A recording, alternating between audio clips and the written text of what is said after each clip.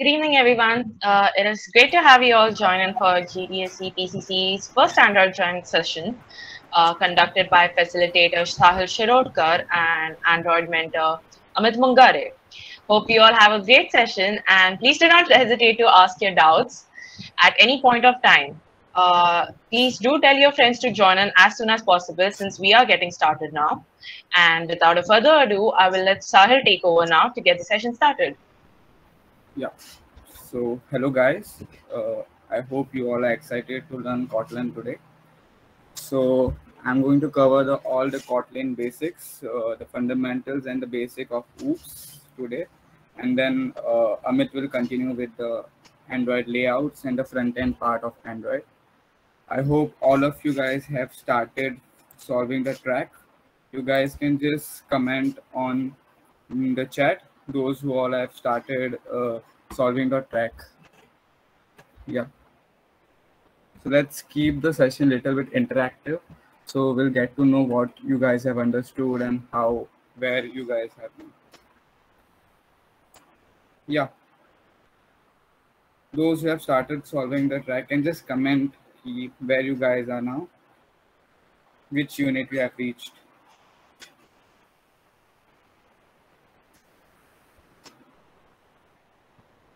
Okay, so I think no one has started yet.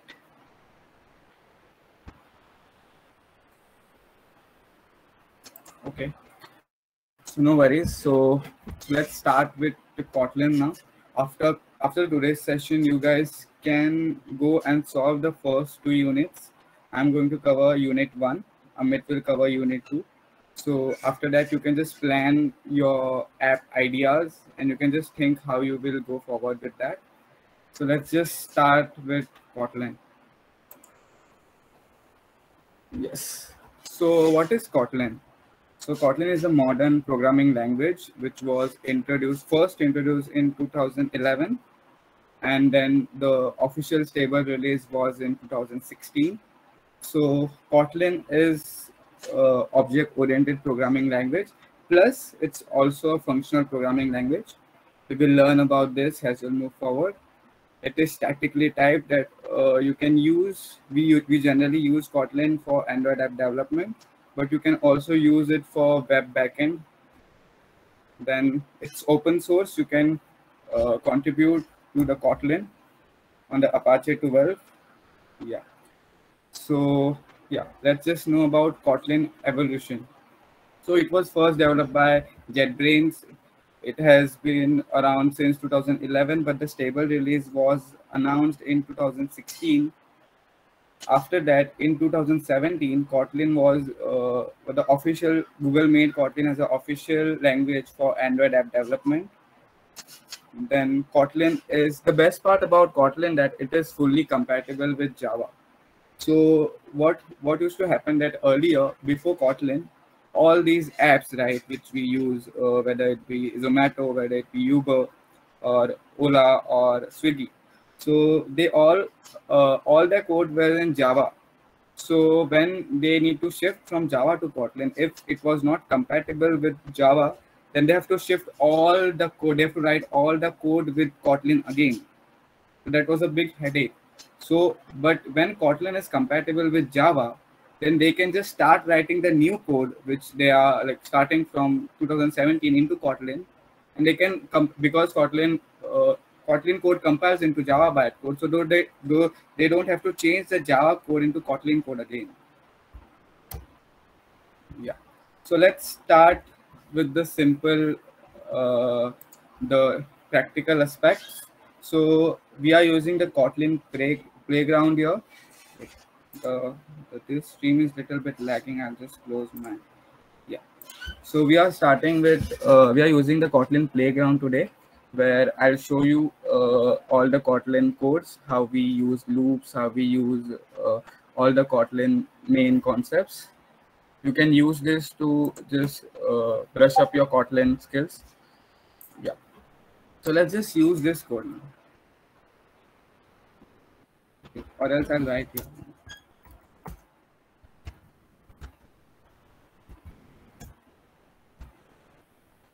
So to run a small hello world code in Kotlin, we just have to write print hello world. That's it. Let's run the program. Yeah. So this is a basic, small, simple program in Kotlin to run a hello world. We just use print, so it will print this string which we have given.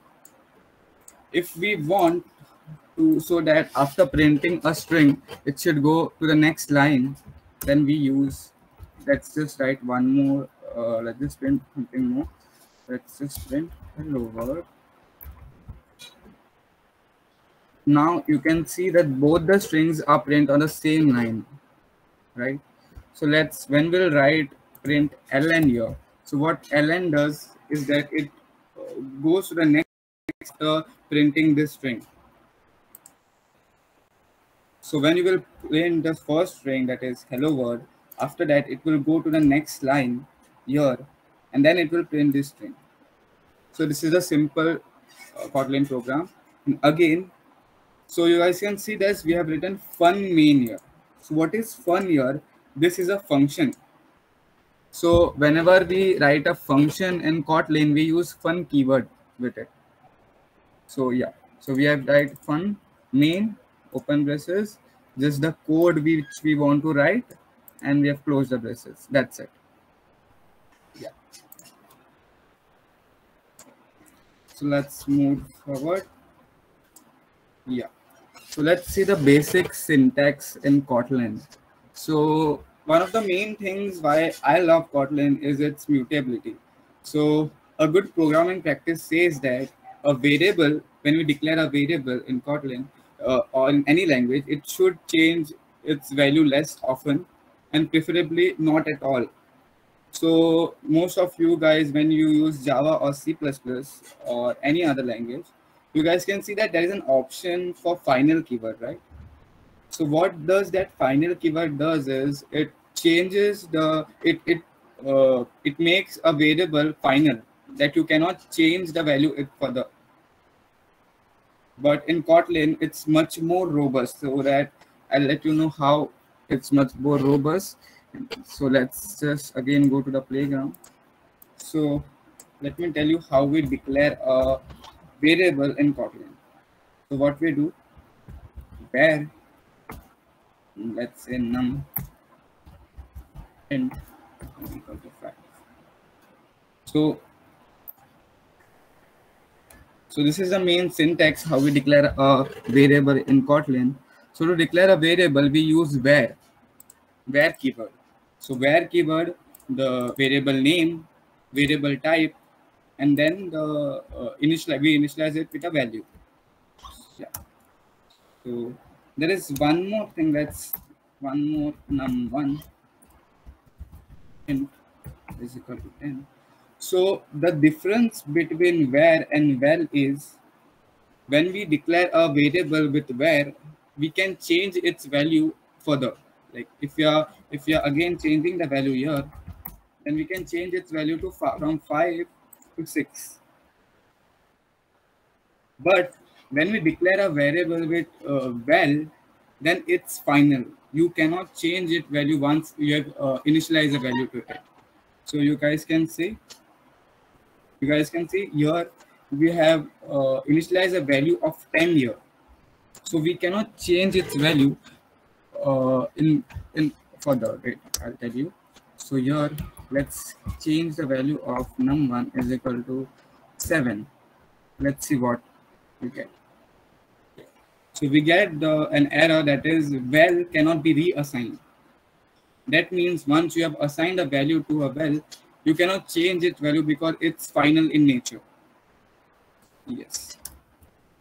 Let's just, but if you make this val, then you can change the value again. Num1 is equal to 7. Just print this value.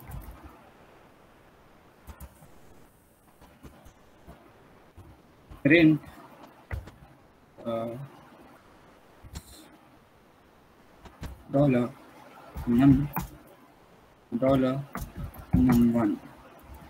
So whenever we want to print some value we have initialized, so what we use, there is a sign called $. So inside the string, we write $num, that is a $num6, and we give a space here, and again $num1, so that it will print accordingly 6 and 7. Yeah. So let's go forward. So the var is a mutable variable. What is mutable variable? That you can change the values further in the program, but the val, it's immutable. That means it's final. Yeah. So I hope you guys have understood this. So let's move forward. So let's know about the basic data types which Kotlin offers to us. So one of the main thing in Kotlin is here everything is an object. So I'll tell you what an object is when we'll go to the OOPS concepts. But in Kotlin, everything is an object itself. That means everything, every keyword has a class, its own class.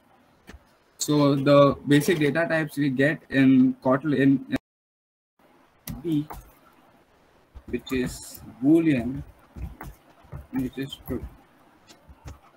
Let's make a string where name is a string. So let's give it a value of Sahil. So one more amazing thing in Kotlin is you can avoid this. You can avoid the data type you have specified. Kotlin automatically detects the data types. Let's print the values here. Print. So let's print name. Okay, so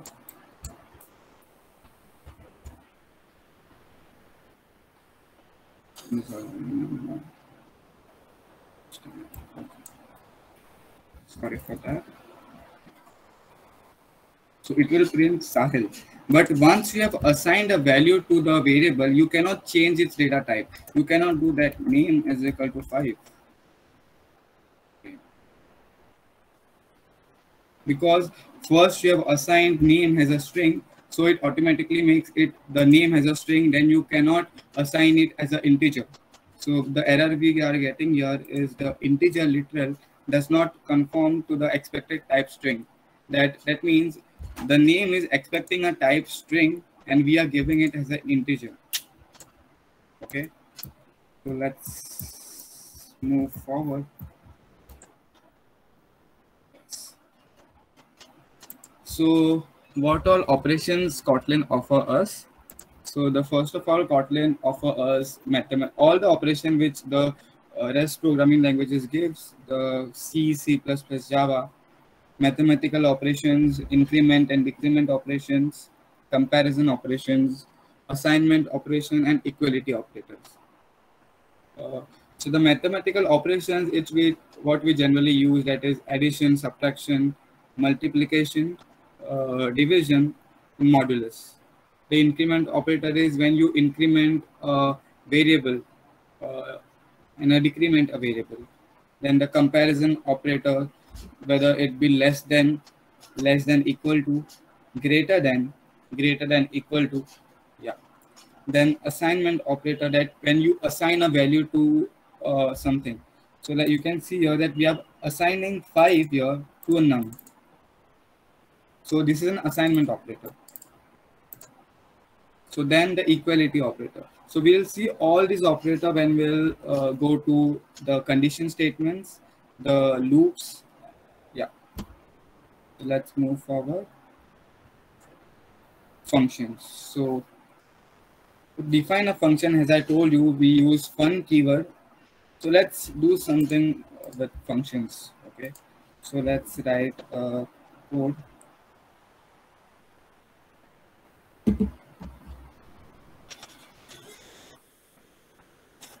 So let's just remove this. Let's write a code which will add 2 numbers. Okay. So we'll write a function add numbers num1. Yeah. I'll explain you all this. I'll just first write it. And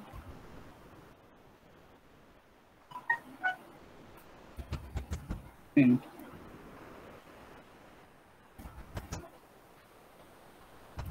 return num1 plus num2.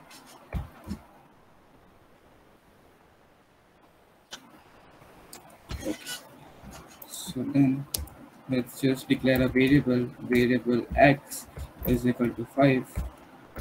Let's declare one more variable y is equal to 6. Let's call this x total is equal to add numbers x comma y. Let's just print. So what we are doing here, we have created a function add numbers, which will take two parameters as an argument. So here the num1 and num2 are the parameters name, and both we have assigned it as a parameter type int. So that what this line means is both the add number function will take two integers num1 and num2, which are a type of integer like int. So has many of you guys who have learned Java or C or C++, you must be knowing that we return in Java we return void, we return int, we return string, but in Kotlin we just write colon and int. That means this function is returning an integer. Let's assume if we write string, that means this function will return a string. So we write return parameter just by writing a colon here. That's it. So let's make this to int again. So again, then we have written return num1 plus num2. So here in the main function, we have declared two variables, that is x and y. We have assigned x as 5 and y as 6, and we have called this function add numbers, which is taking two values, that is 5 and 6 here, and it will give us the addition of it into total, and we are printing the total. So let's see. Yeah, so it's taking 5 plus 6. We are getting 5 in num1, we are getting 6 in num2. It's adding both of them, that is, for example, 5 plus 6. You can, in Kotlin, you write comments with this.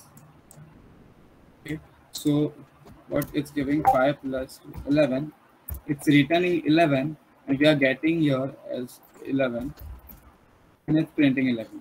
That's it. So these are how we use functions when you can do similar thing for subtract numbers, for multiply numbers, for divide numbers. Okay.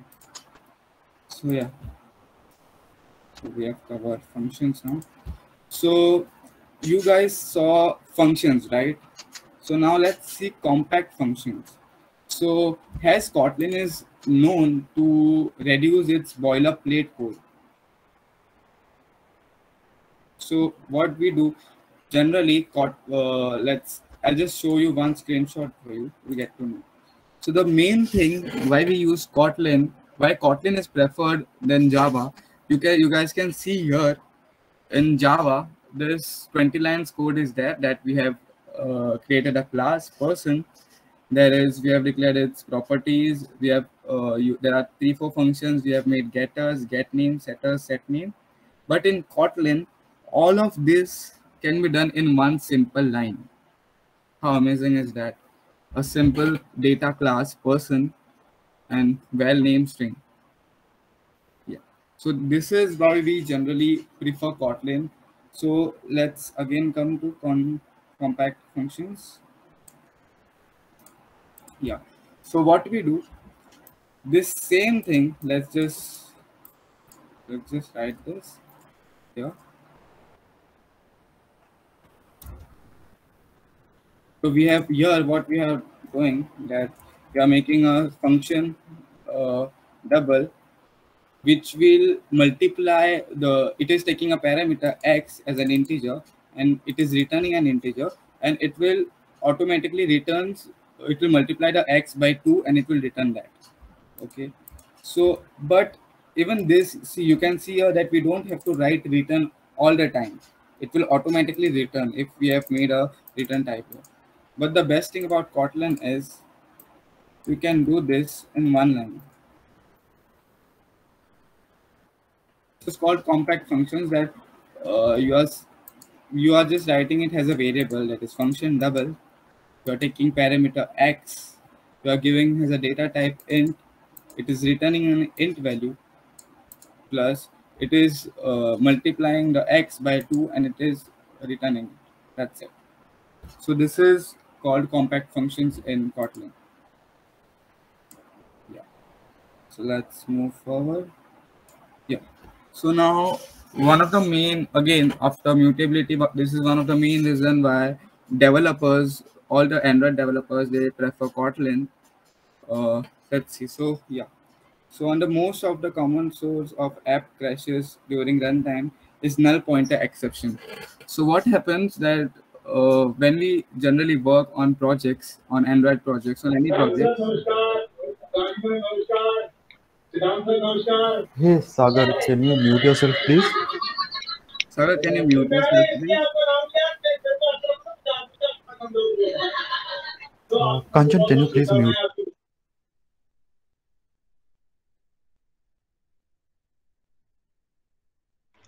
Sahil, just unmute yourself before. Okay. So what happens in null safety? So let's start again.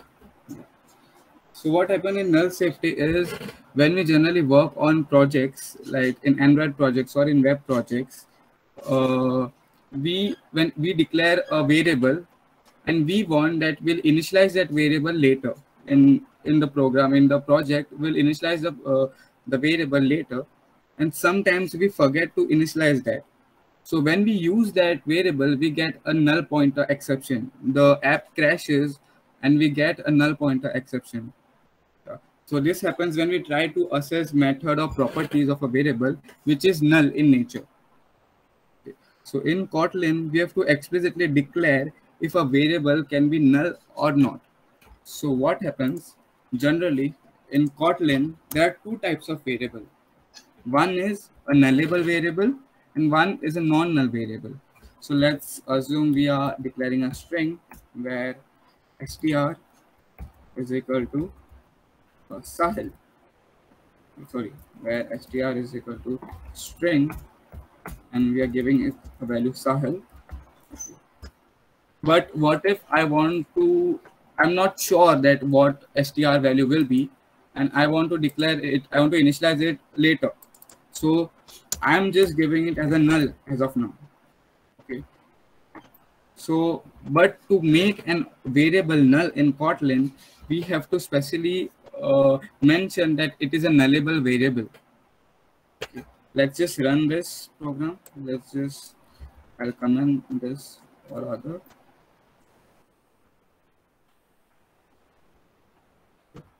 Let's just print. Yeah.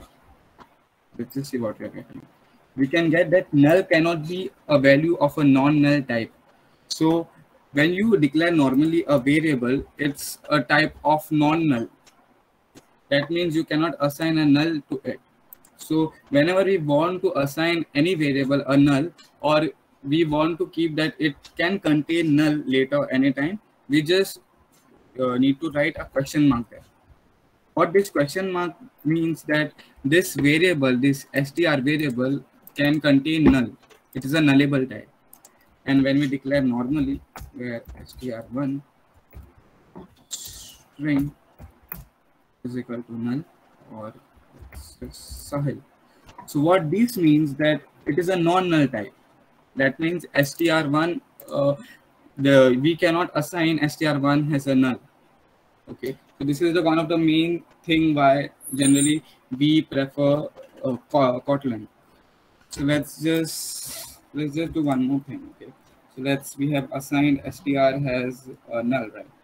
So what if I want to know what's the length of str? Okay, assume it that the developer thinks that the str, there is a string attached to it because it's a string value. There is a string attached to it. So when we print ln that str.len, let's see what we get. We'll get again the app will crash because we are using a string function that is str.length, but the value of the str is a null. So for that we have a special operator called safe call operator. This is, so when we write question mark here, it avoids it and it checks. So now we'll get just a null. The app won't crash, we'll just get a null. We can do one more thing if we want to avoid this. If we want keep okay, we want to just avoid that. We don't care if the string is a null or not null. Let's just avoid it for this. So when we'll write the assertion operator, that is to exclamatory mark, the compiler will ignore this part and it will handle at the runtime, not at the compile time. So let's just run this. Yeah. So again, we'll get a null pointer exception. That means this str is containing a null and we are calling a .length function on a nullable track. Yeah. So that's all for null safety. So that's how Kotlin handles the null safety. Let's move forward. Yeah. So let's just comment. So let's assume, let's make a variable name string. Let's just copy paste this code here.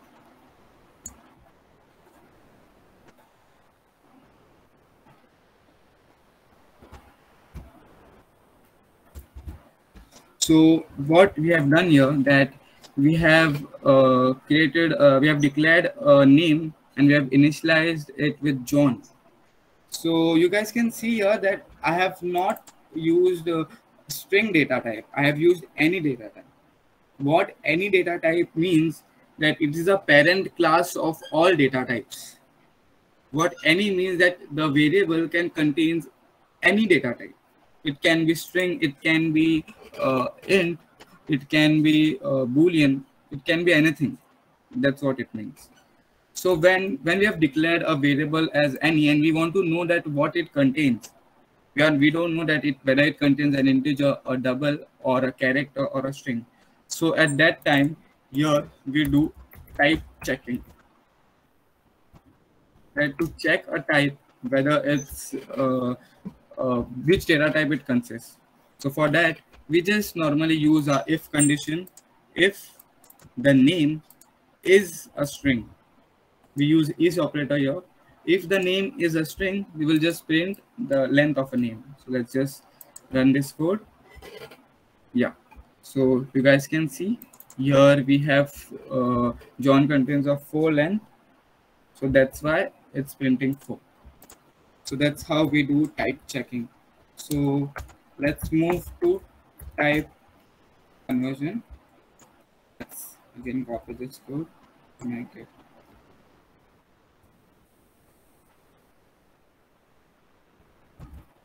So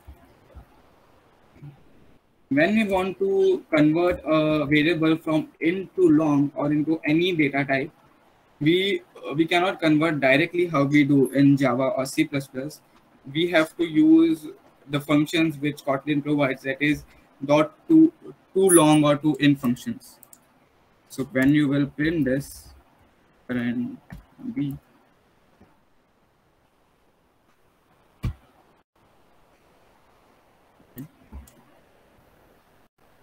when you will print this, you will get 10. So what happens first? Here we have declared a variable a, which is an int and which has a value of 10.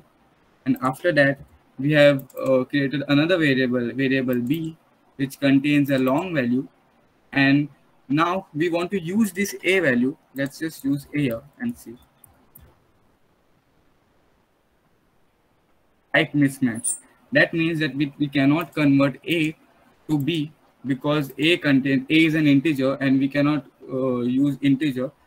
We have to use .toLong function, and then we can use this. So similarly, there are different functions which you can use to just convert the type. Yeah, and is function, the is keyword is used to check the type of the name variable. That's it. Yeah.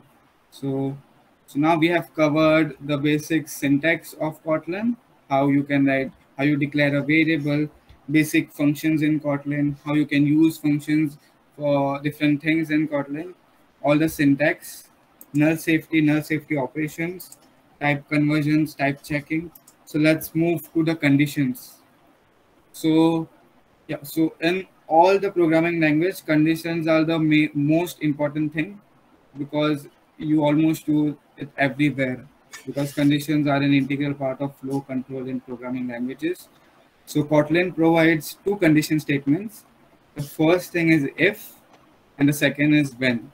So let's just use that.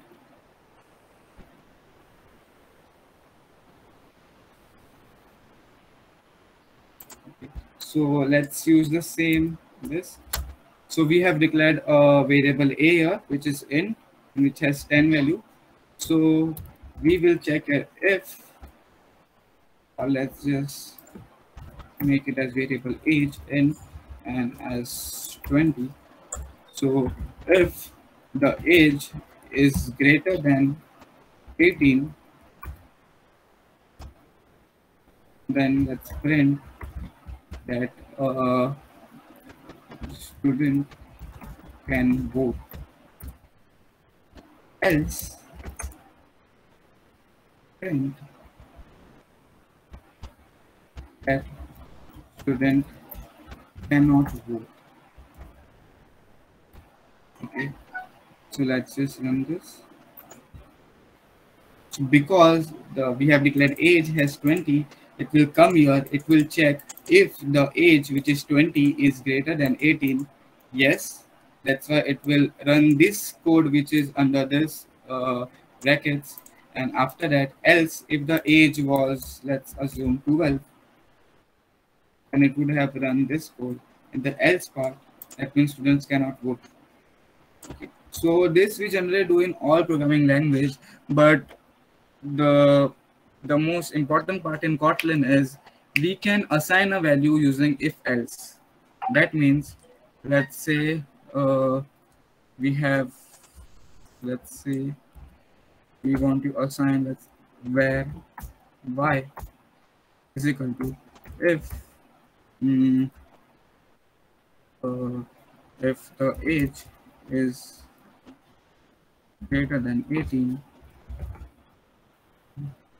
just will declare vote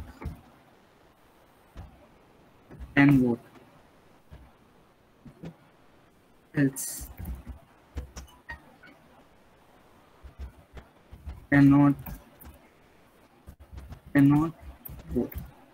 So what will happen here, that it will check if the age is greater than 18, and if the age is greater than 18, it will assign this value to y. If the age is not greater than 18, then it will assign this value to y. So let's just print y here.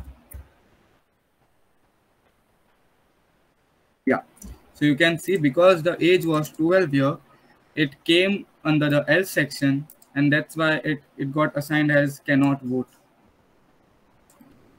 So let's move forward. This was if else.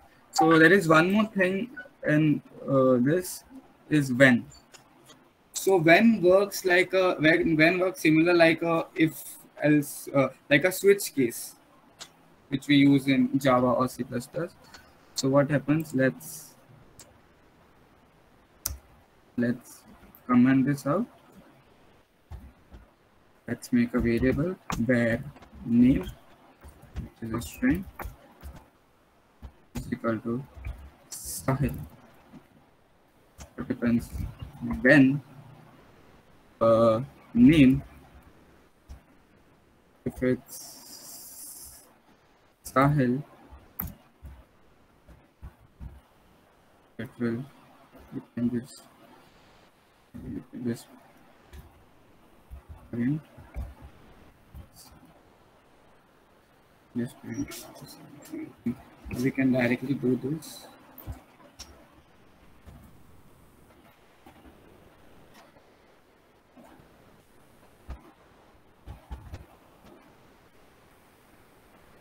Or yes, it's randomly anything.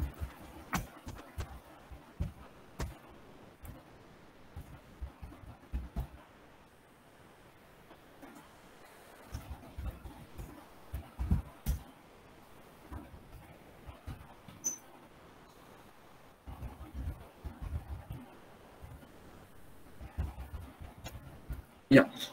So okay. So what error we are getting here? Where name which is string.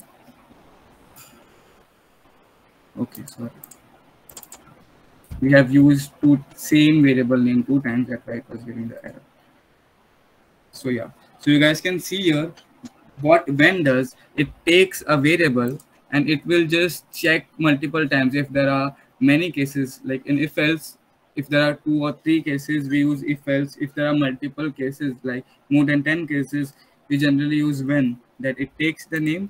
If the name is Sahil, then it will print awesome. If the name is not Sahil, if it's, let's say, hello, it was hello, it will print sad. Else, let's just print L. It will just print ignore. Yeah. So that's how we use when and Kotlin. Okay. So let's move forward. So loops. So loops in Kotlin, the Kotlin offers 3 types of loops. That is while loop, do while loop, and for loop. So again, let's see how we can use loops in Kotlin. So let's also cover arrays first before loops. So generally, in what array is a collection of items, whether it can be strings, it can be integers, it can be anything. So let's take this. Good.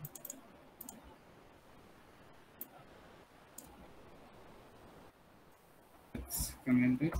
So here we have declared and initialized an array which contains 1, 2, 3, which contains 4 items, and let's just print this. So when we'll print cars, let's see what comes. So when we print cars, it will return the address of cars where array is stored. It will not return all the items here. So that's why what we do is we use loops in this case, that it shows I in cars and it print line.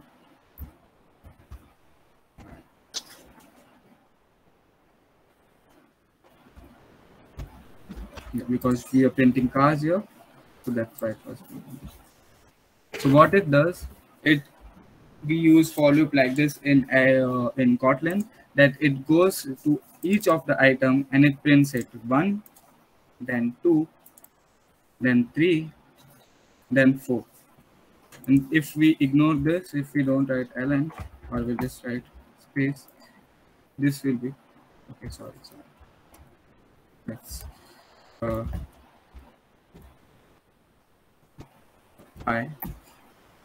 let's just give a space. So now everything is printed in one line only because we have ignored ln here. Okay, so we can just write contains that Sahel, or we can contain this of 6. So in Kotlin, you can write arrays. You can put items in arrays of any data type, whether it can be integers, strings, characters, anything. That's how. Let's just comment this now. So there are different ranges in Kotlin which you generally use while working on projects. So the first thing is two dots. Let's just show you. For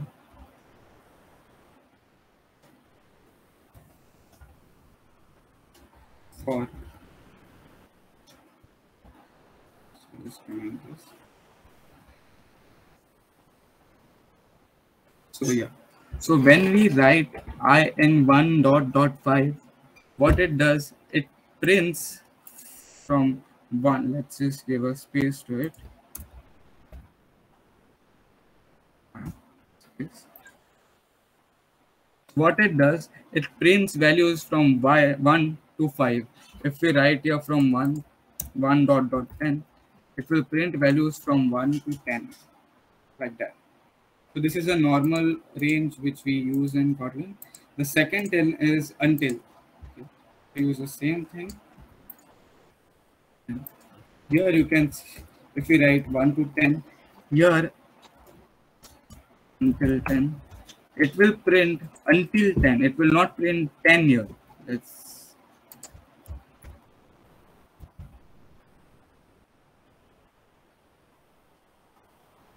So you can see the difference between this, that when you write 1.10, it will print 10 there. But when you will write I in 1 until 10, it won't print 10 there. It will just print from 1 to 9. Similarly, when we use I dot 10 step 2. So what does step 2 means, that it will print from 1 to 10, but it will skip one numbers. Let's print this. Let's print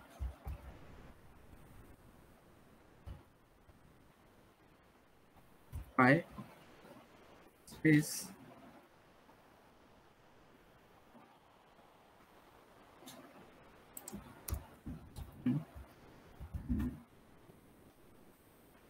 what this will do. Yeah, you guys can see it first printed 1, it skipped 2, then 3, it will skip 4, 5, 7, and 9, like that. Similarly, when you want to come from reverse, we use down to. That means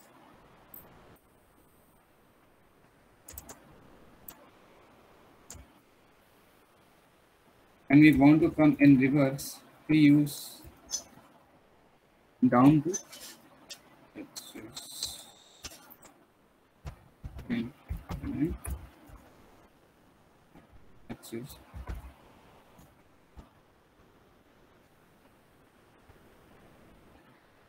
Doing the same thing here. Yeah. So what down to means, it will print from 5 till 1. So 5, 4, 3, 2, 1. So these are the 4 main ranges which we use in Kotlin. First is 2 dots. That means it's a normal version when you want to print from one number till second number. Second is until. That means it will cover from one number and until that number. Then is the step which will ignore the one number at a time. That is, it will ignore 2, 4, 6, 8. Then down to, when you want to come reverse from 5 or from any number from 10 to 1. Yep. So let's move. You guys saw how we declare arrays in Kotlin. So yeah. So now you guys also saw how we use strings in Kotlin. Let me tell you some functions we use in strings.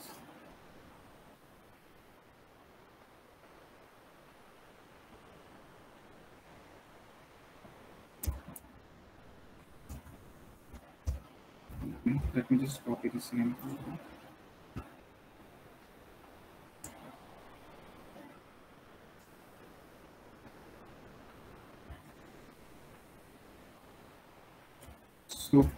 So here we have just declared a variable str, and we have initialized the value Kotlin to it. So what if we want to print the first character of that string, of str string? So what we will do, we will just write str and the first index, that is 0th index. As we know in programming languages, we start from 0, not 1, right? So that's why we will start from 0 and it will print the first character, that is k. And what str.length means, we've used this same function earlier, that it will print the length of this string here. Okay, so let's just run this. Okay, yeah, so you guys can see it is printing k here, and again dot length, it's printing 6 here. Again, let's just write 2. It will print 0, 1, 2, the second index value t. That's it. Let's move forward. So yeah, so let's move to the classes and objects in Kotlin, which we generally, in most of the cases, we use in Android development. So what classes are? So classes can be thought of as a foundation of the object-oriented programming languages. They are just a blueprints on the objects which are built, and classes without objects are useless basically, because it's we get the instance of the each class by its object. Yeah. So let's just see how we declare a normal class in Kotlin.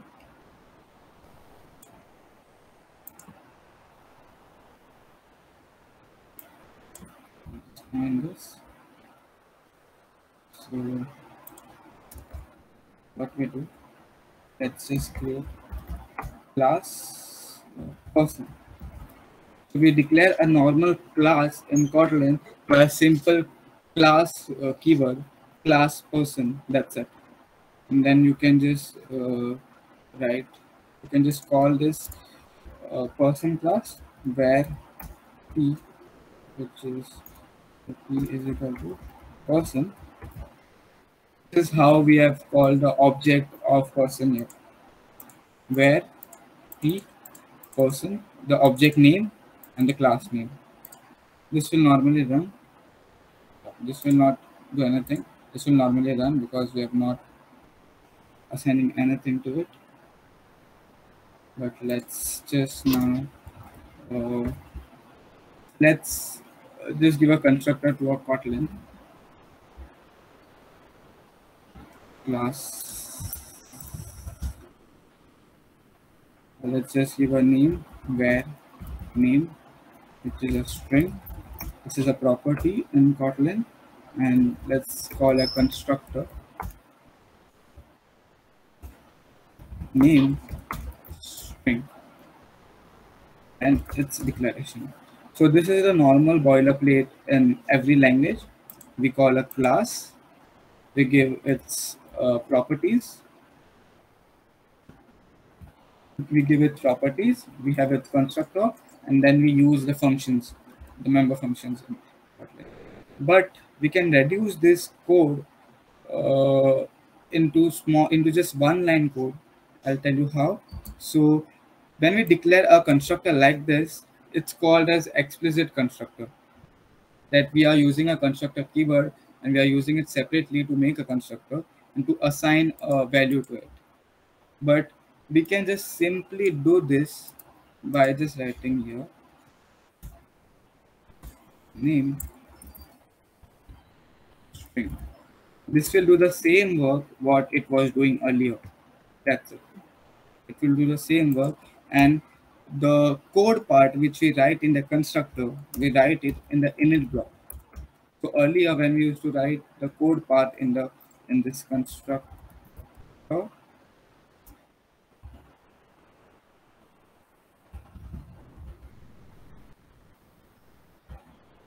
earlier the code part which we write in the constructor, now we will write that in the init block, and it will automatically, it will does this work here. That's itself.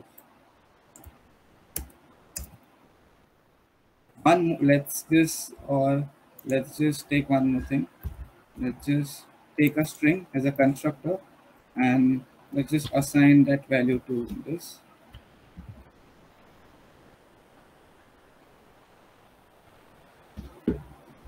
Let's just assign name to name. Let's just call E1. Let's just give Sahil. Let's just print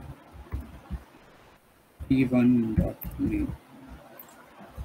So what is happening here, that we have declared a class, and we have declared a constructor which is taking a name, the name parameter which is string, and we have a property in it that is a name, that is a string, and we are assigning the string which we are taking in the class to the property name. So let's just run this.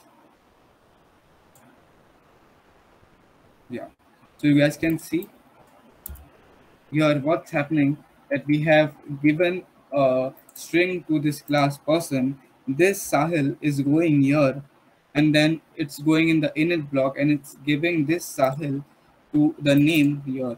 We can change this, the name of the property if you are getting confused. You got something.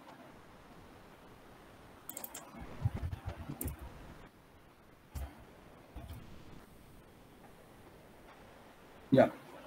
So again, we can also avoid all this function code here. That is, if we ignore this and we just write val here, it will do the same work what it was doing now. All the init block code, all the constructor code, all the property name code. If we just write val here, it will do the same work which it was doing now. Let's run this. Okay. So we have changed the name to some str2 name. Yeah, you guys can see it's doing the same work which it was doing earlier. Yeah. So you guys just saw what are classes, what are objects, how we define constructor in Kotlin. So there are different types of classes in Kotlin. You guys, after this session, you guys can just visit the Kotlin documentation and just see the data classes, the enum classes, the data classes, the sealed classes, the enum classes, inline classes. So I'll just tell you the most important one, that is the data classes. So what we do here, that when we write data here, normal class, this is a normal class user. We are taking name as a constructor and age as a constructor, and just we have written data here. So what we generally do in Android, we use data classes has an instance of data. We use instance of data classes as a data for us, and usually in the projects. Yeah.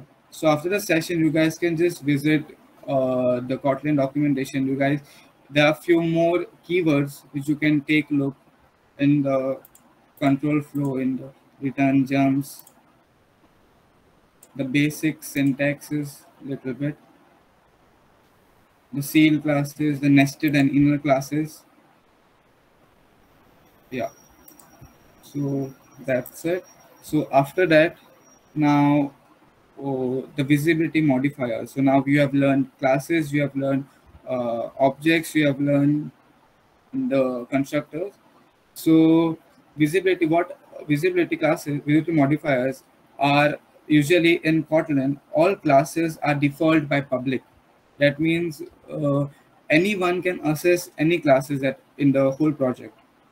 If we are not specified any visibility modifier, or that means any class is public to everyone. So when there are three access specifiers which we can just give to our classes, the first thing is private, which means that the class is visible inside the same class only. That this class cannot be accessed by anyone other. The third is the internal. That means it is visible inside the same module.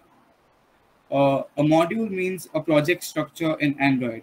We will just see the project structure when we will move towards the Android Studio. And the third one is the protector. That means it is visible inside the same class, and it's its subclasses. Yeah, that's it. So I have covered almost all the basics Kotlin fundamentals which you guys need to know. Also the basic OOPS concepts which you will use. So now Amit will continue. Amit will start with the Android Studio and the front end part of the Android. Yes, Amit, you can continue now. Yeah.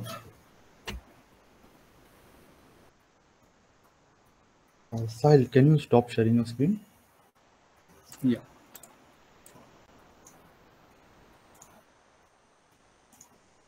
Yeah, guys. So now Sahil has told you all about Kotlin and everything.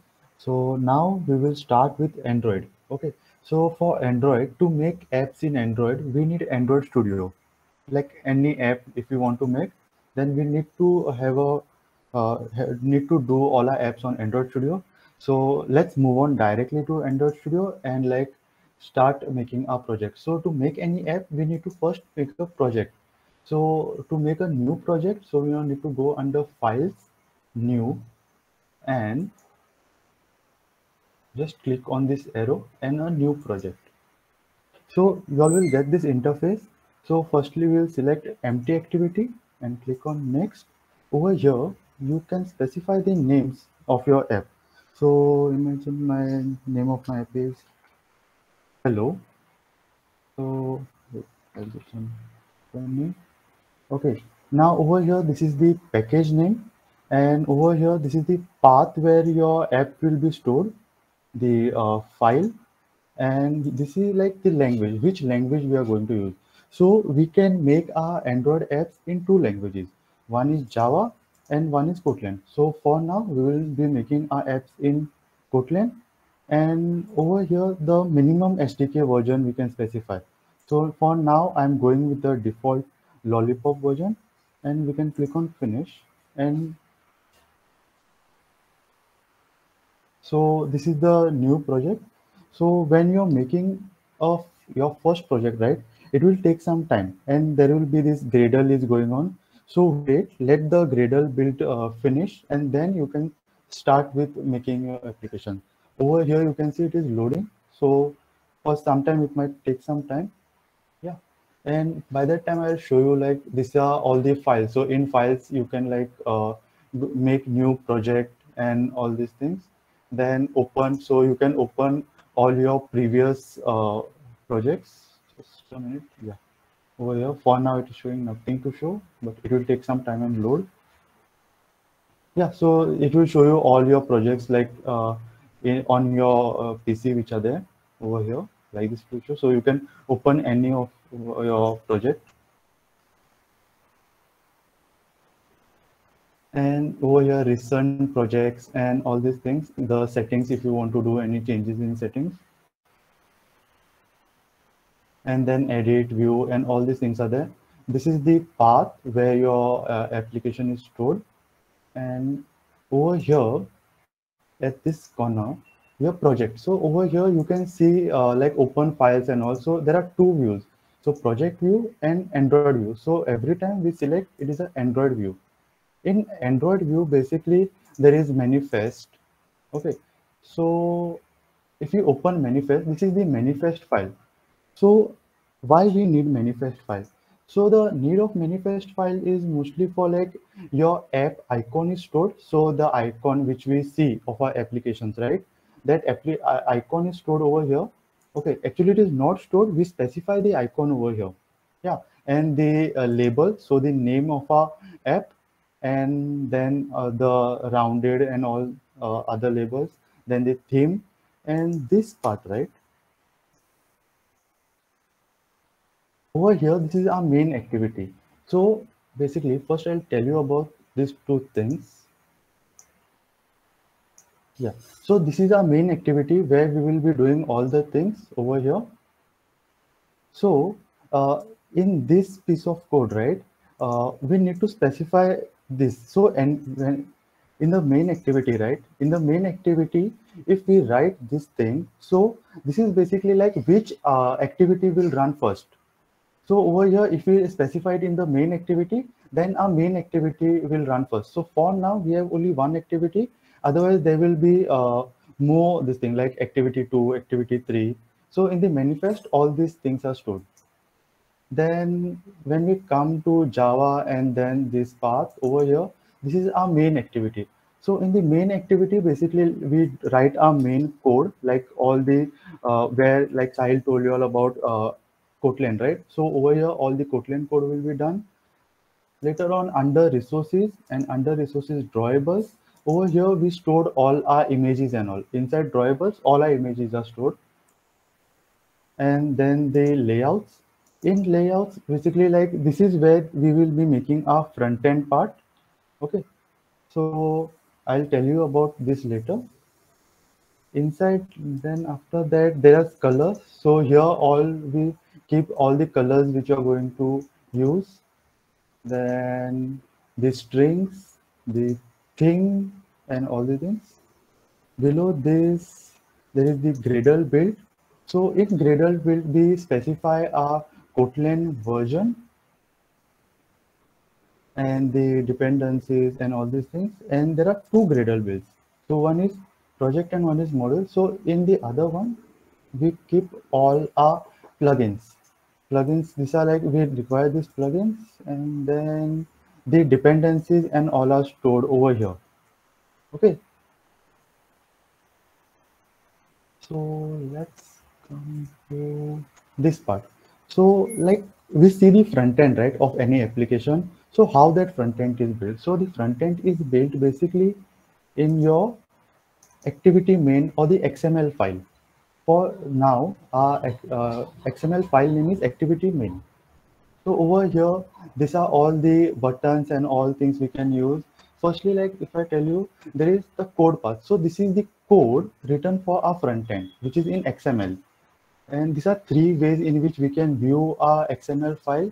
One is code, the other is split. So both the things, and the design. So over here in design view, we can see only the design. So most of the time I use split view, so I can see my code as well as the design. So first we'll start with layouts. So in layouts here you can see this is the constraint layout. So constraint layout is by default. So if anytime you make a new activity, the default layout is the constraint layout. Okay, so first there are actually three types of layout. Yeah, so there are three types of layout: linear layout, relative layout, and constraint layout. So now let's see actually what they do in Android Studio itself. So I'll firstly remove this text view and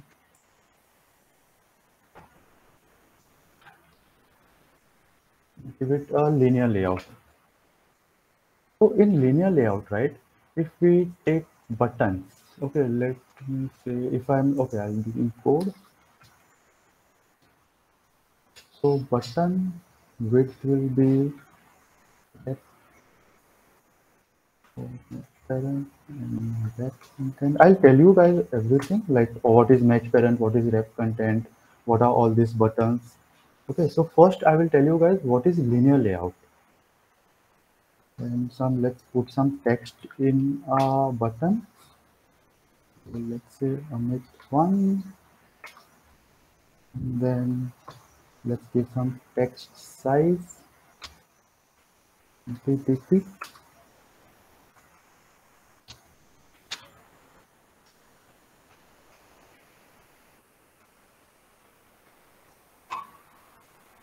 So can you see over here, there is one button called Amit1.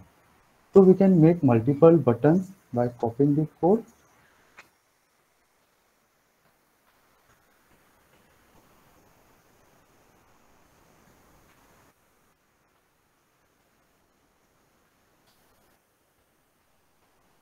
Okay, so now you can see like no, because you can see anything because here I have given match parent, which I need to do rep content.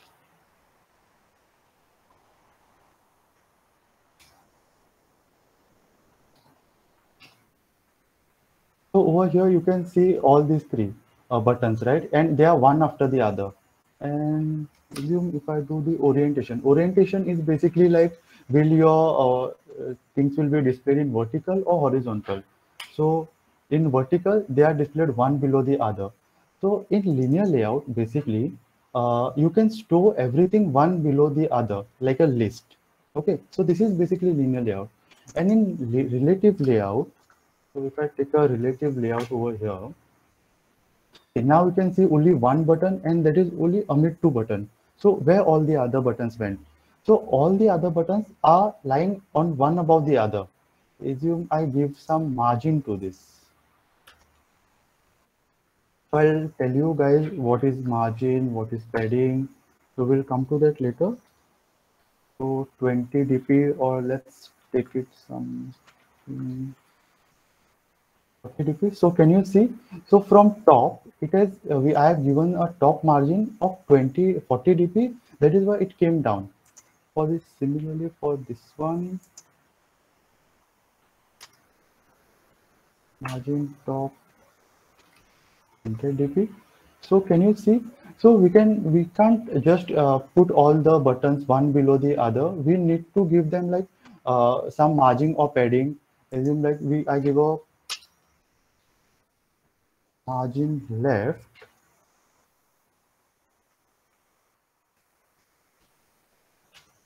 Margin left of 20 dp for this button. So can you see it has moved 20 dp towards left, sorry, towards right. So basically this is relative layout. Now let's see what is constraint layout.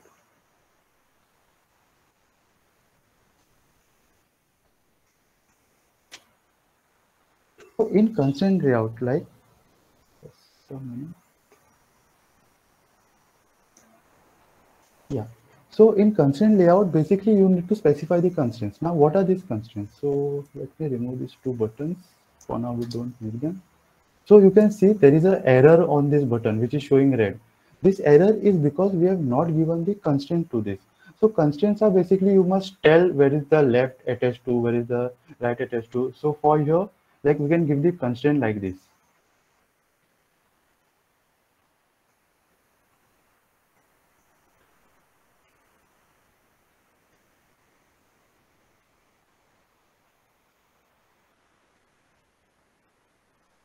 Yeah, over here I have given all the four constraints. For example, like constraint top to the top of parent.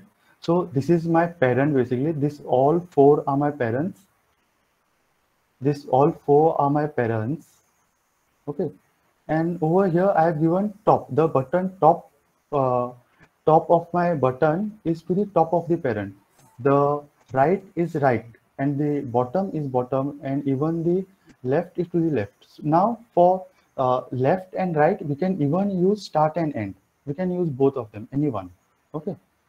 So let's now move on to the other things. So now we saw all these three layouts. Most probably we will be using constraint layout, because constraint layouts are like in big projects and all.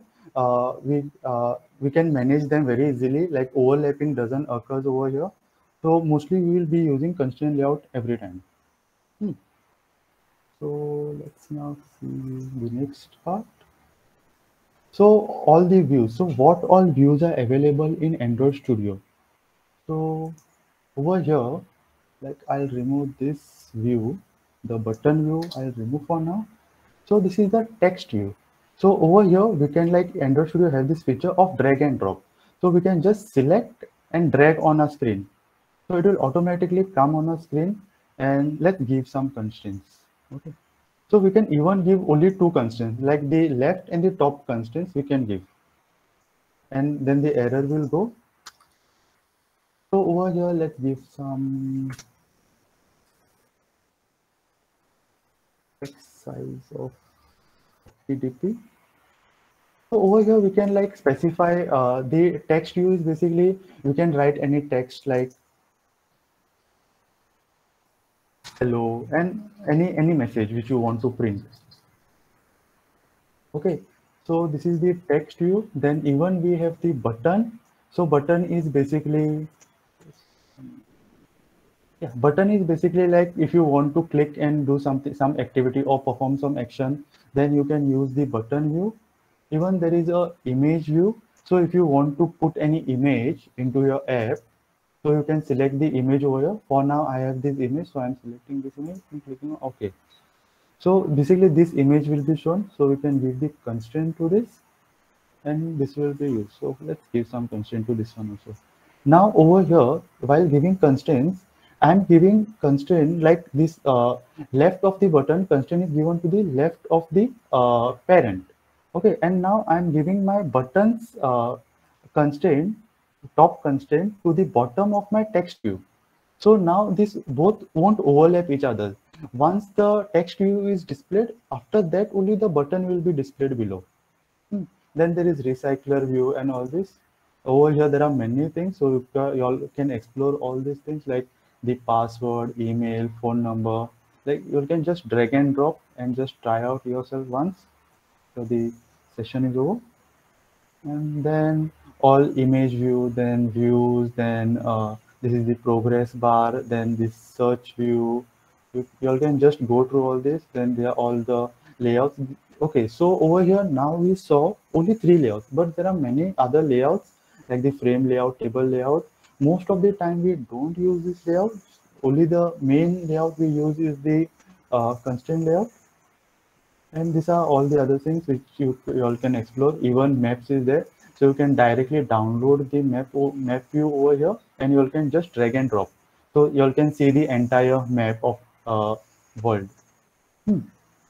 So these are all the views. Like all these are the views.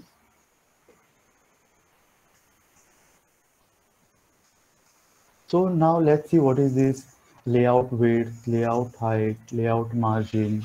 Okay. So over here, firstly, if there is any text view which we are giving, it will have just a minute. I'll zoom this so I can see everything better. Okay. So first of all is the ID. So ID for your text view, for which if by default I got this ID as text view, you all can give any name to this text view like imagine text one. And over here, now this is the layout width. So we can specify the width of this button or the text view. For now, we'll do it for button so we can see it in more better way. I'll remove this constraint.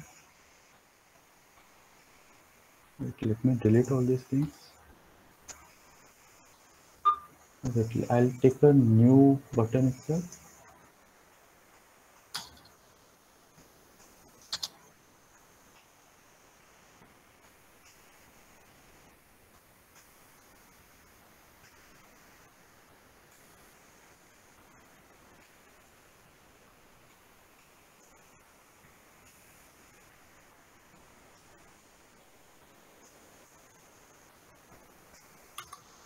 So this is the button which we have.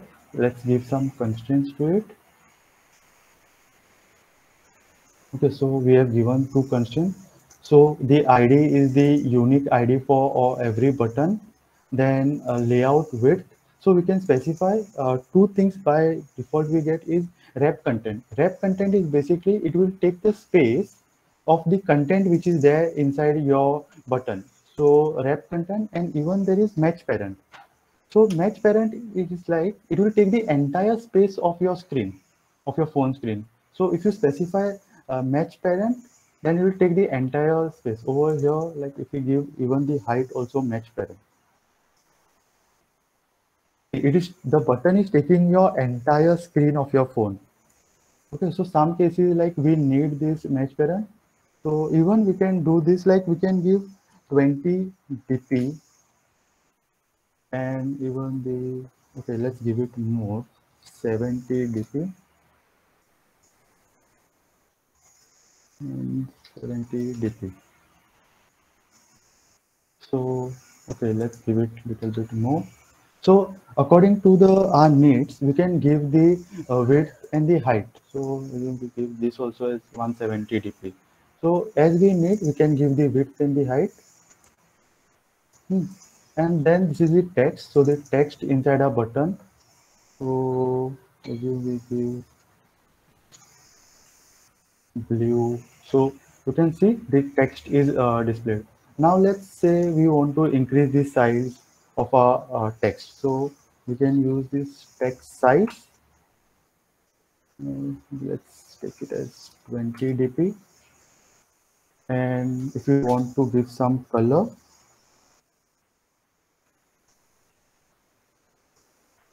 so the text color. Okay, so there are many things. For now, let's give it as black. So the color of our text is black. So there are many such functions we can use, like the styling and all this, color hint. So there are many. You all can go refer this all this. Okay, then there is something called as margin and padding. Okay, so let's take it as rep content for now. So anyone has an idea what is a margin and what is padding? Okay, so I'll tell you guys what is margin and what is padding. So first I'll give margin to my button. Margin as 20 dp. So can you see my button has moved 20 dp from the left and from the top, and it has even moved from, like, it has gone this side also to the right and to the bottom. So it is basically wait, I'll show you guys over here with a better example. Yeah, so basically margin is the space between the border and the outside things. Padding is basically the space between the content and your border. Okay,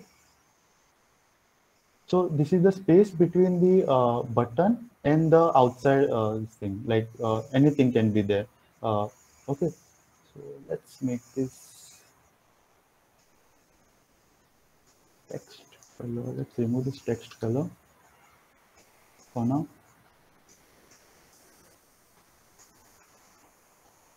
Sorry. So let's give text size as something 40. So now let's give some padding. So padding, assume I'll give 20 dp. So over here, can you all see the space over here has increased? For example, if I do it 120. So can you all see this space, like from all four sides, it will increase. So now I don't want to give space for all the four sides between the my content and the border. So we can do one thing and give padding to the top, padding to the bottom, padding to right, padding to left. So now if you give padding to top and padding to the only to padding to top, so over here only this padding will be given to a button and not the other. Okay, so this is padding and margin.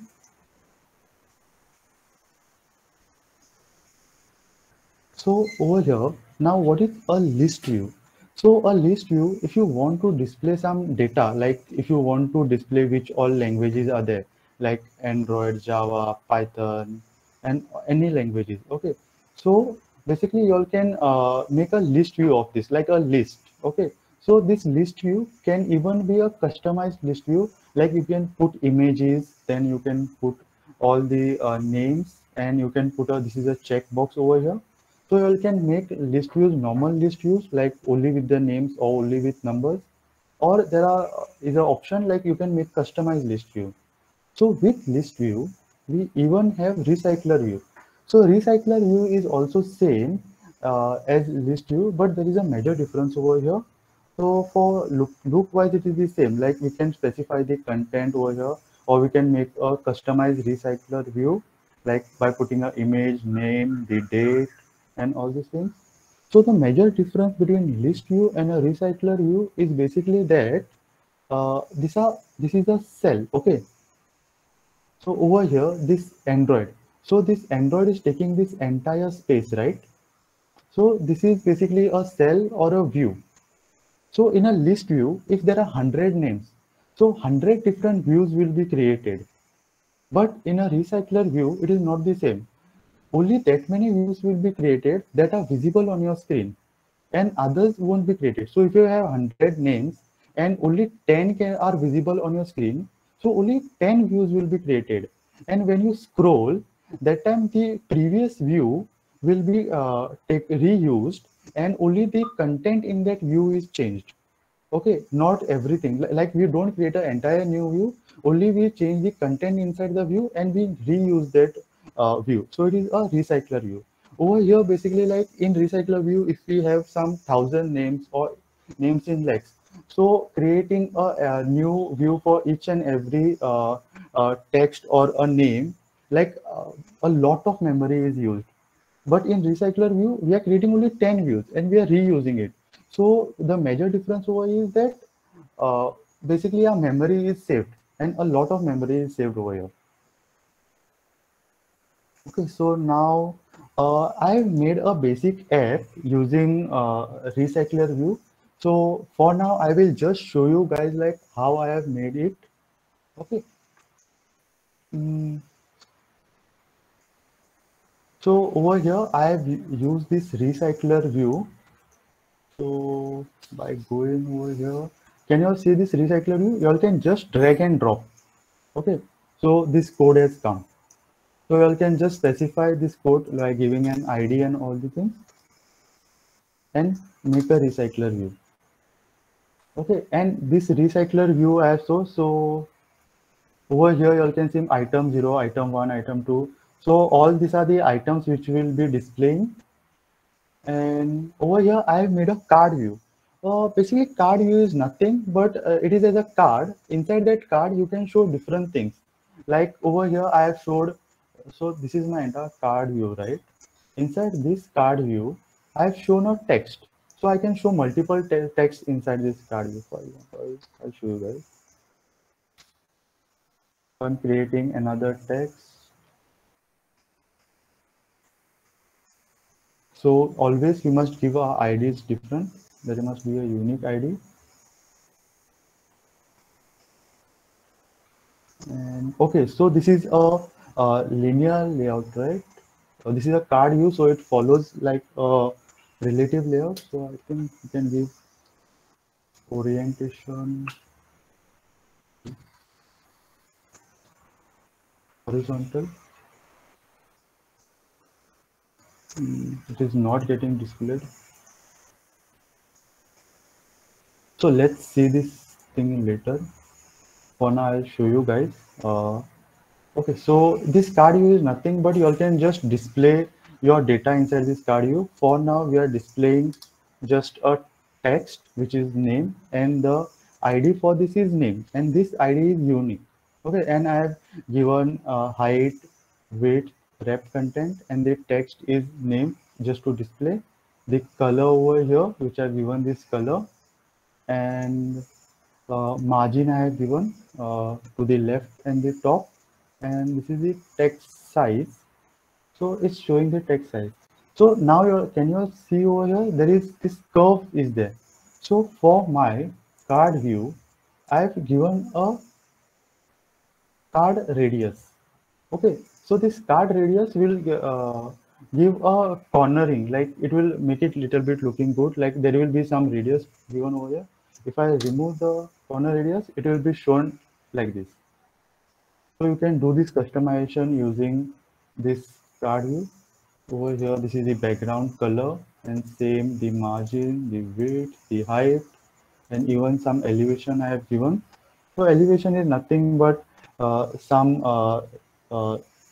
basically it is the spacing over here, like the elevation. You can see this.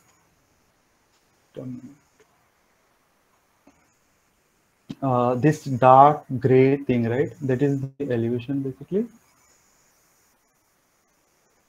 And over here, now once you have made this card view, once like the text view, so this text view must display some data, right? So to display some data, we need to first make an adapter. Yeah.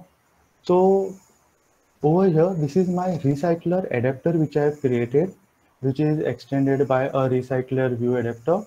So inside this recycler adapter, I have displayed all made a array which is of f name. So in this array, all my names are stored. Yeah. So inside this, I have made a class which is a view holder class, which takes the item view, which is of type view. And inside this, I have taken the f name, which is of type text, which is this text view. Okay, and inside the I have taken inside the init block, I have specified this where it will be displayed. So my f name will be displayed to the uh, text view, and the name of that text view is ID of the text view is name. Basically, this. So basically, this f name. So this data, right? Over this Amit, Sahil, all these things will be displayed over here, one after the other. And uh, for the recycler adapter, we need to specify these three functions. Otherwise, you can get an error. So the three functions are on create view holder. On create view holder will basically inflate the layout inflator. So layout inflator, like whenever a view is called, right? So we will make a new view. So it is like making a new view over here. And then on bind view holder. So we are giving the data over here, this data. So we are giving the data to the view, and in this like get item count, we are just giving the size of our array. So the size of our array will be specified. And then in the main activity, right? In the main activity, we are just getting an adapter and the layout manager. So these are required for making a recycler view. So managing the thing. So the layout manager is linear layout manager, and the recycler view is layout and the adapter. So this adapter, we are giving the recycler adapter, which we have made over here. Yeah. And the recycler view, this is just the code which we need to append the code over here. So when we run this app, right?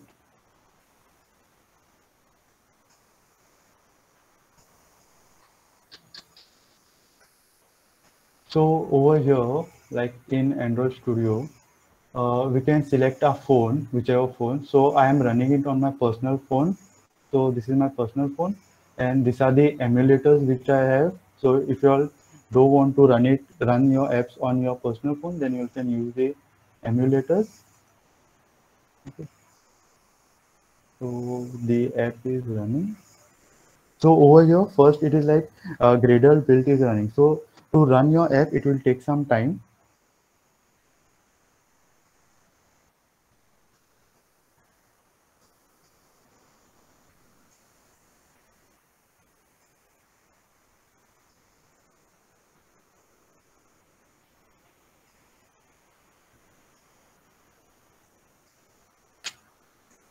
So now it is installing the app.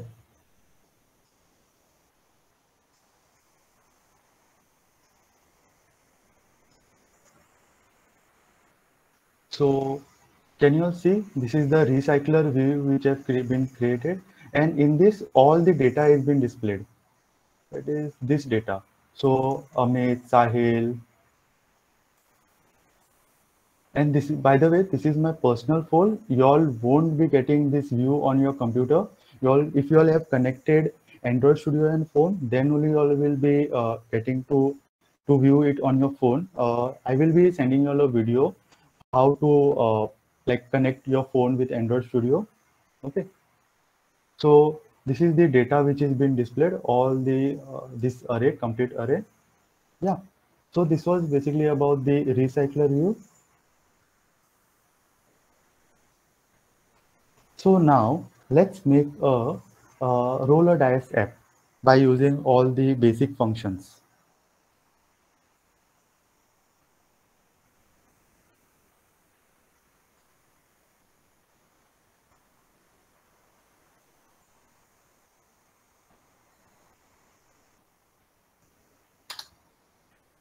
So let me remove this button. In my main activity, there is nothing. Yeah. So in a roller dice app, what we'll do basically, we will have some images, and once we click on a button, the image will change and it will be like we are rolling a dice. So on my local storage, right, I have some 6 images of dice. So let me open.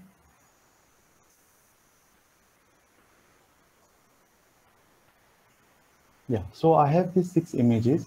So let's put these images in our drawables. So this is my drawables over here. In my drawables, there are currently only 2 images, and like Android Studio has this very cool feature where you can just drag and drop all your images. So just select the images and drag and drop.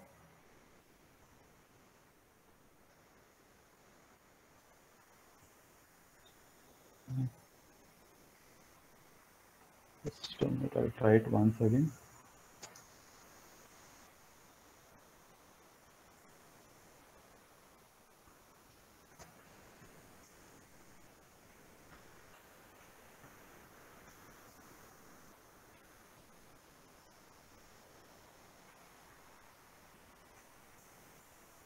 Yeah, so all these images I have added into my drawables folder, all the 6 images.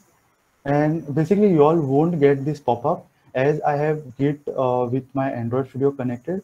That is why I'm getting this pop-up. So if you all are not getting this pop-up, don't worry at all. Okay, so I'll just close all the 6 images. Yeah. Okay, so I have my images over here. So now to make a dice app, let's take a image view. So drag and drop a image view. And for now, let's select this image. And over here, it is automatically displaying all the images which I have. So I can select any one image. Okay. So can you guys see this is the image which is displayed over here? So now let's give it constraints.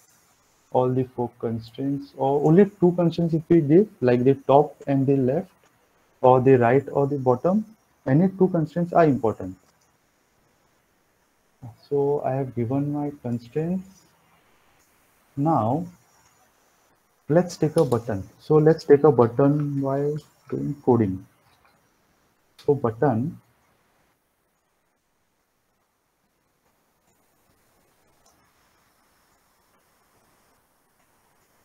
yeah. So button, the width, let's give it as 300 dp, and dp is basically the unit, like how we have pixel, inch, centimeter. It is the unit for this thing, for the buttons or any view which we make.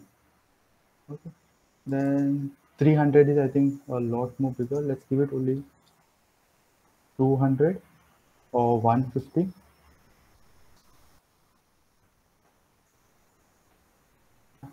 And height as 70 dp. Now let's give the constraints of this button to the bottom of our parent, right to the right of our parent, left to the left of our parent. And let's make this image little bit smaller. Not just give it wrap content, but make it 440 dp and height 400 dp. So now we have specified the height and width for this. Let's give a top margin so it comes little bit down. So margin top, and whenever you like just type, right, like if I type M, I'm getting all these suggestions over here. Okay, so we can just select like margin top, or for margin top basically I write empty. So empty, it will automatically come, and just press enter. So it is a shortcut, like, and it helps a lot. So margin top we will give something 40 dp. So the margin top is given for this, and now this button is overlapping the image, right? So let us, what we will do, we'll give the constraint. Now the constraint has not Okay, it has come properly. Let's drag it little bit.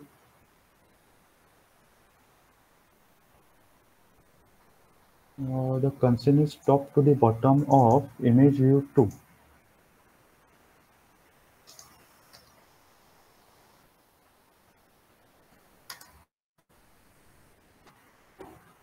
So it is actually overlapping. There is some thing we have done over here where we have gone wrong. Okay, so our bottom padding has changed. Okay, so let's see what is the issue. Okay, see the bottom to the bottom of image view. So what we have done actually, the bottom of the constraint of the bottom right, we have given it to the bottom of the image view. So that is why it is overlapping. So let's just not give it to the bottom, but let's just drag it to the parent. So bottom to the bottom. So now it is not overlapping. And let's give a margin top for this, in top of 100 degree. Yeah, and let's give some text.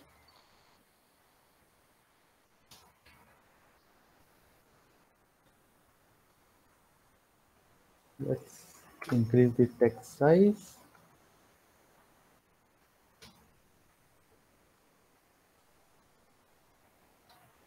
Yeah, so this is our basic front end. So over here, this is the image view, and this is the button. So as soon as we click on this button, right, our image will roll. Like the image will change, and it will be like the actually the image is the dice is getting rolled. Okay, so now coming to our main activity, here we will write our main code. Okay, so the logic to change the image as soon as we click on the button. So let's first of all give a ID to our button. So ID, enter, plus at the rate plus ID, and say PTN. So the name of our button is PTN. Yeah. So now this is our main activity class. Inside main activity class, there is this function called onCreate function. So this function will run basically whenever you click on the app icon, right? That time this function will run, and whatever is written inside this function will execute. So the thing which you are doing, one this function like will like set a button btn dot set on click listener. So on click listener is basically like when you press on the button, it will be uh, doing the thing which you have told inside here. So over here now you can see we are getting an error for the button. So to remove this error, we must go into a Gradle. Inside the Gradle, we should add a plugin. So just copy this plugin and so we must add this plugin called extension, Kotlin Android extensions, and just sync. So if we do any changes in a Gradle, right, we need to sync all the changes. So once this sync is done, that time the error will go. So let the sync complete. By that time, we'll start writing our code. So now let's roll the dice. So for rolling the dice, we'll make a function. Roll dice. So as soon as we click on the button, the dice will roll. So inside this function, we'll write the main code. So the sync is done. So over here, still the error is not gone, right? So we'll just a minute. Yeah. So it is giving us some suggestion just to say press Alt Enter. So now there are two inputs there, right? So as soon as we press Alt plus Enter, so this is the thing which is added. Okay, and the error has gone. Yeah. So now we must make a function. So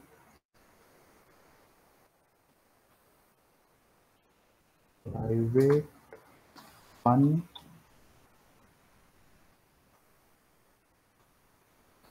dice.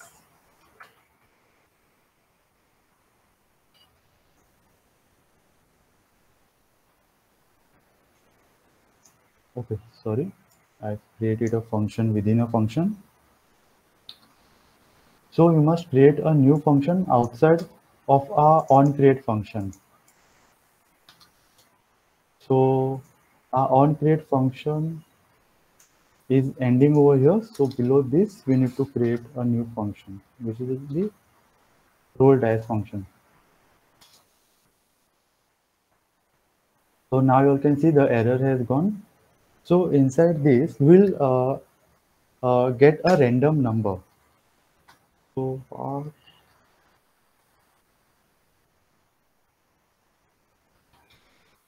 we'll generate a random number between 1 to 6, as a dice has 6 faces, and we'll use this random. So this is the function which will give us a number between 1 to 6. And let's take a var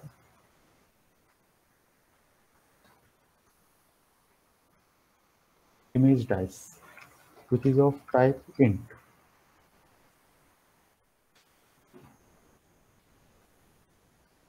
So when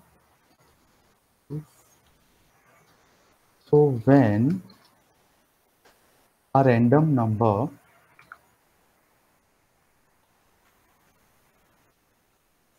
when the random number is 1, at that point of time, our image dice is equal to r dot drawable dot dice one. So the dice one is basically the name of our image. This image is there, right? That is. So the similar way, we have to create 6, right? So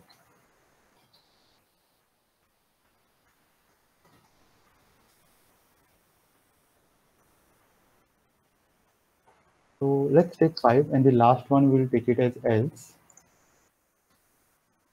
So and the number is 2, 3, 4, 5. So dice 2 will be displayed. So dice 3 will be displayed. The dice 4, the dice 5. So if it is none of this, if it is 6, then else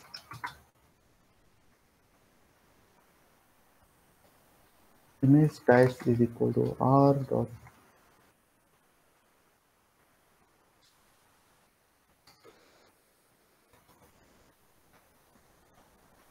drawable dot s. Or it is image dice. Yeah. So we will first create a random number, and then we are taking a dice, okay, which is of type int, and as soon as this, like, we will store, like, we will the number, whichever number, like between 1 to 6, the drawable will be equal to this number, and then now we will set the image. So the image, so let's see what is the name of our image view. So the name of our image view is image view 2. Sorry, the ID. So so we are getting a suggestion over here, the image view 2. So image view 2 dot set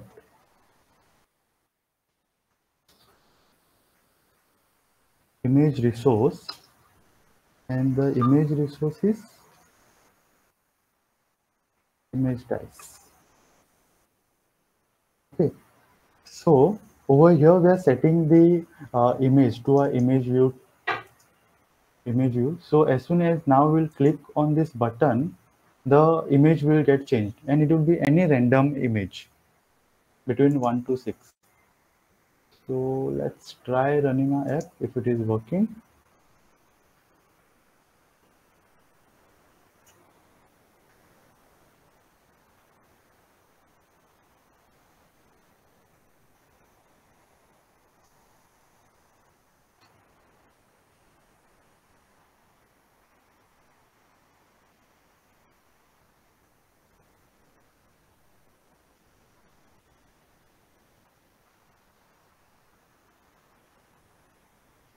So let the Gradle build be done. So most of the time it takes a lot of time to do the Gradle build and then install.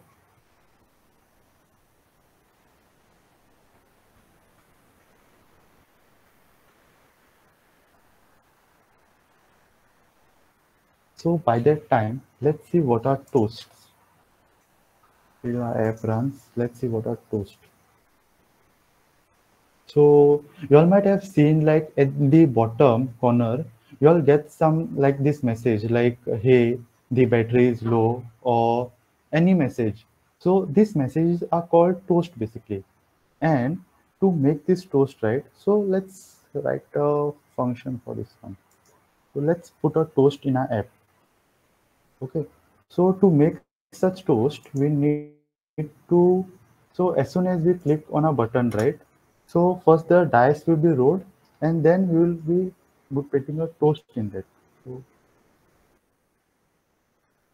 so toast dot make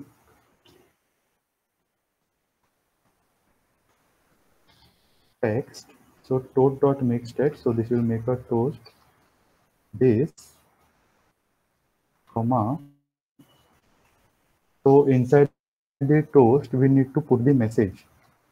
Okay. So let's say hello and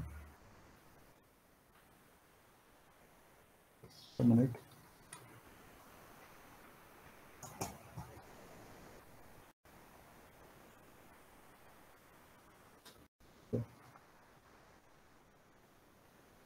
So toast, we need to specify the length of our toast. Toast dot. Okay, my laptop is getting stuck over here.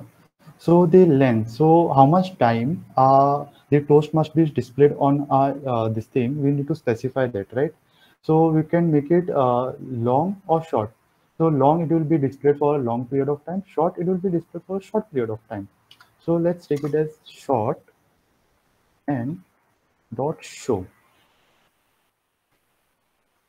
So toast, so make text, then the context is this, then the message which you want to print, hello, and toast dot length. So the length is short and show. So this will be like showing the image. So by that time our app has been run. So over here, so this is the name of our app which is displayed. This is the image view and this is the button. So as soon as we click on this button, can you all see the image is getting changed? So it is like the dice is getting rolled. Okay, but now we have like given also this line, right? Like we have made a toast. So this won't be displaying over here because after running the app, we have written the toast. So it won't be displaying over here. So we need to rerun our app. So let's just rerun the app.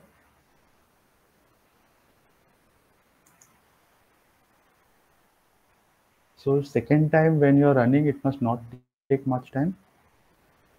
And even you all can see this is the app which you all can see the hello 11 and the icon.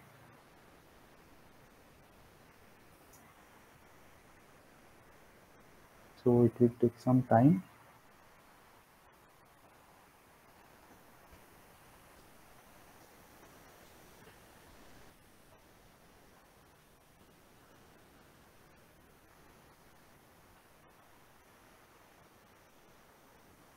So do you all have any question, guys?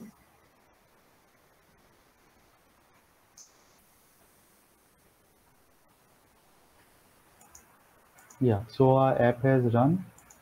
So now when you click on a button, the dice is getting rolled and even this message is getting printed. So yeah, we have made this app, roll the dice. So do you all have any question in this?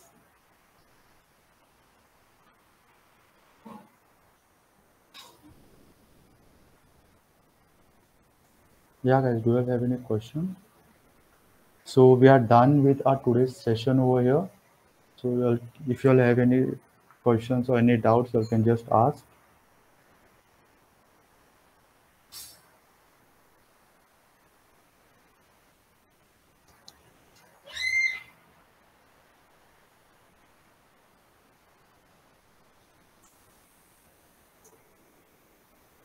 Yeah guys, for today's this thing we are done with the unit 1 and unit 2.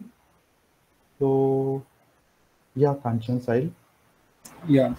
Also, please try to solve the both the units. And we in the next week we'll cover the unit 3 and unit 4.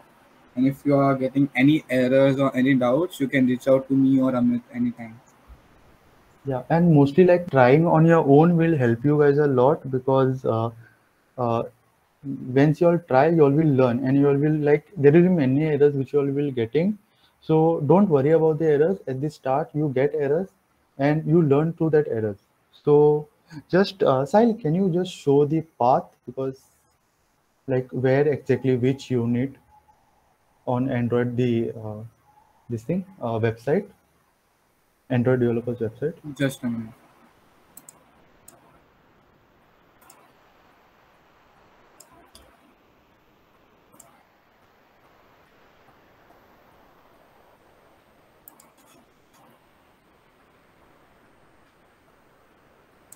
Yeah, I'll share my screen.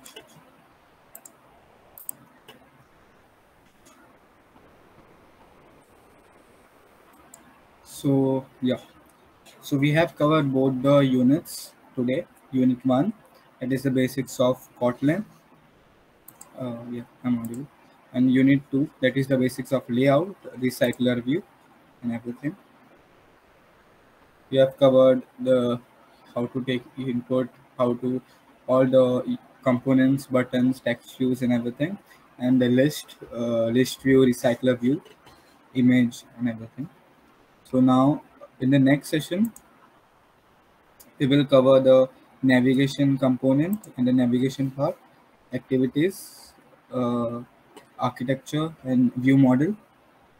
And the fourth unit is the networking part, that is the connection to internet and coroutines. Yeah, and then on the 26th, we will cover the last units, fifth and sixth. That's it.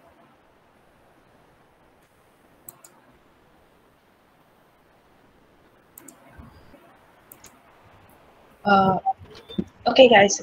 So if you guys also have any doubts at any point of time, we have a category dedicated to the Android study jams on the Discord server. So post your doubts there. And also I'm sharing a drive folder which contains the presentations and all use. So make use of the resources given to you. Thank you.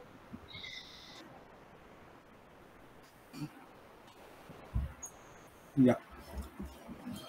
Thank you for joining. We'll meet in the next week with the new topics. Can you share the drive link on WhatsApp? Okay, yeah, sure. We'll share it soon. I'll also share some Medium blogs and some documentation resources. So just take a look there. And if you have any doubts, you can just reach out to me or Amit.